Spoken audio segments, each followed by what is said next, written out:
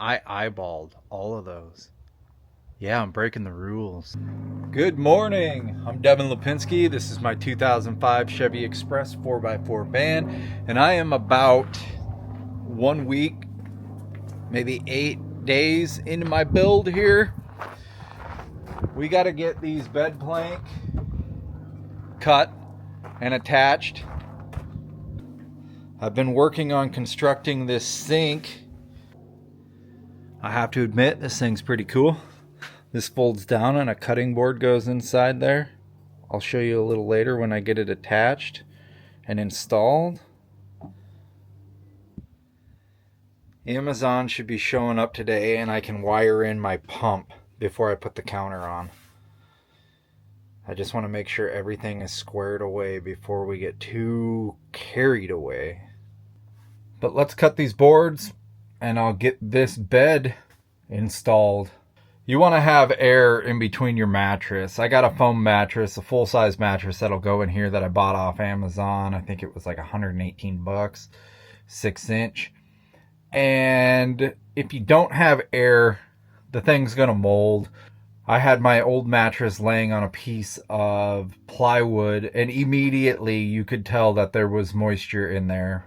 So I switched it to a slat bed. So now that I've become the thing that tear stains leave, a room of empty chairs, the lie that won't deceive, I will offer up this explanation.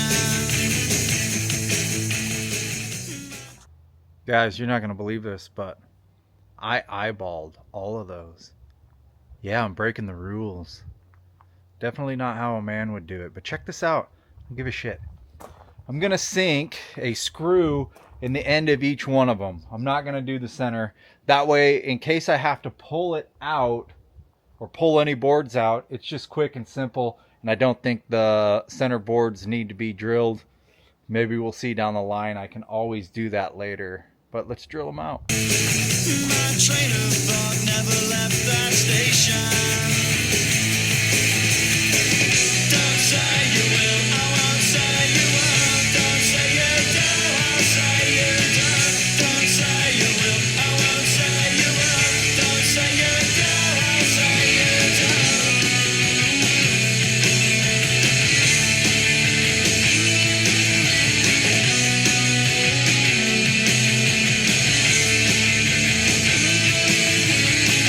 And now it's obvious I've never been so clear that it is better not to know that, not to know that here. This sink that lies between the muscle and my skin. I'm 5'11". I fit in here this way, but I'll probably sleep diagonal. Don't say you will, I won't say you won't. Don't say you do, I'll say you don't. Don't say you will, I won't say you won't. Don't say you do, I'll say you don't. Don't say you will. As I'm waiting on wiring, I have this cavity up here, and I think I want to mount a shelf just like that. Cut it in there, and then frame a little hold around it. Something like this.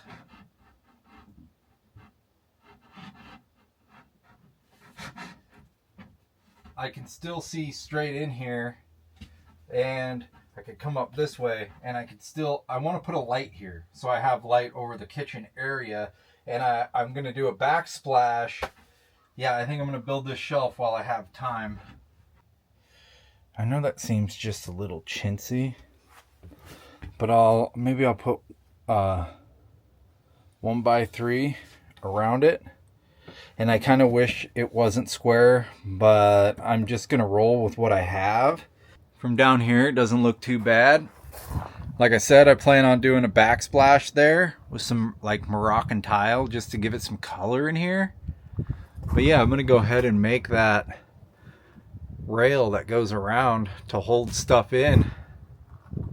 I think it's a good space to have, and it's not going to interfere with how I see things, and I'm going to hang a light there regardless. I'm gonna have to take a break because now I feel like I need to do the whole cabinet length to where it looks good. I just wanted to base it off of that upright post there, but I think I need to go the whole cabinet length so it doesn't look stupid, even though, yeah, gosh dang it. I also got my drain pipe here for the sink. This is a one-way P-trap, so bugs and air and stuff can't come back out. It's basically just like a little rubber thing in there that lets water one way. I wasn't going to do a gray water tank. Not at all. I know what you're thinking. Why wouldn't you do a gray water tank? Well, because have you ever been in somebody's van with a gray water tank and it stunk like toothpaste and whatever else they were flushing down there? No way. All that stuff can just go out onto the ground. Where are you going to dump the gray water anyways? You probably pour it on the ground anyways. Most of these van lifers do. So I'll just make sure to get some biodegradable soap and biodegradable toothpaste. What else are you dumping down there?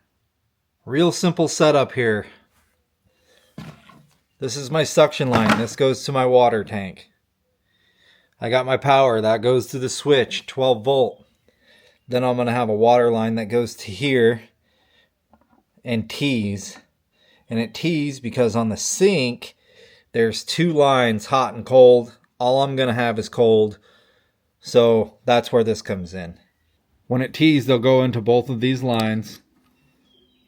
And that's how I'm going to have it plumbed. It's kind of a crappy rainy day today. What a perfect day to be working inside the van. When you tee that, yeah, it's not the way I would normally do it. Not being a plumber, but I am an irrigation guy. And I have all the pecs and everything I need to do it right later. Yeah, do it right the first time. Well, my PEX crimping tool is in Montana. I'm in Oregon. So I'm doing it the way I know how. And who knows, it would probably just work forever. It's just a low voltage water pump with 50 PSI. Before I put the sink and the countertop in, I'm going to mount the pump in there, but I have to get the wires ran. And then I have to get the sink drain down there, that hole. I have to get that siliconed up really well before I have to climb in there, and it's just easier with the top off. But we got to run the wire, and then we'll mount the pump. And I think maybe I'll mount the pump right at the back or on this side somewhere. Just, I want it accessible. Quick van update here today that I did not want to film and it was too tight, but I got my plumbing and the pump wired. I even mounted this countertop. I've got my sink in. I still have to glue this, but I think I'll do that at the very end of the night so it totally has time to cure. I don't know why it's warped like that, but I think some silicone will fix it, and we'll just set something heavy on it. Now, to get back to my shelf. Okay, how's that shelf look now? I think it looks a lot better when it's lined up with that cabinet. You want to talk about a pain in the ass, making things like that. So then I can put all my switches in there like this. But I think I just nailed it. I just got to face it with probably another pine board, maybe? I don't know, maybe not plywood, but something that will look good. Something like this little paneling that I found that was totally junk. Something I could potentially just soak in white paint and or maybe not do the white paint thing, but just, you see what I mean here? Put all those switches in there and my power, and I mean, it's not very heavy. And the wires run right up that column. Man, that's a lot of stuff going on one panel, but that's the only spot I have for these things right now. And I'm okay with it. I think that will look good. Look at this mess. So much trimming. But check this out. We have lights. Man, that little box there took so long, and I still have to figure out how to trim down to this. But it's in. Pretty stout. And I'm happy that is done. It's pretty crowded though, if you look at it. There's a lot going on there. We got our 12 volt lights, 12 volt charger. This is for our inverter. This is 110 volt with some USB ports.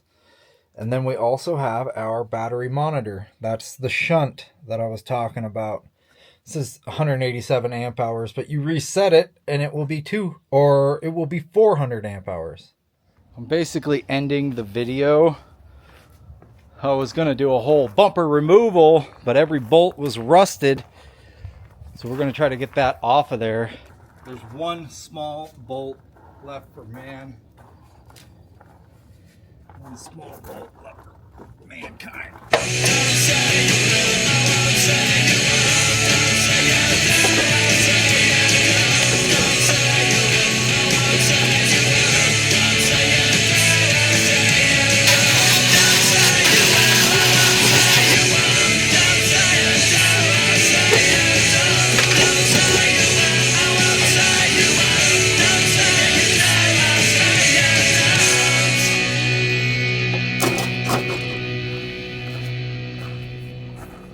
I'm done.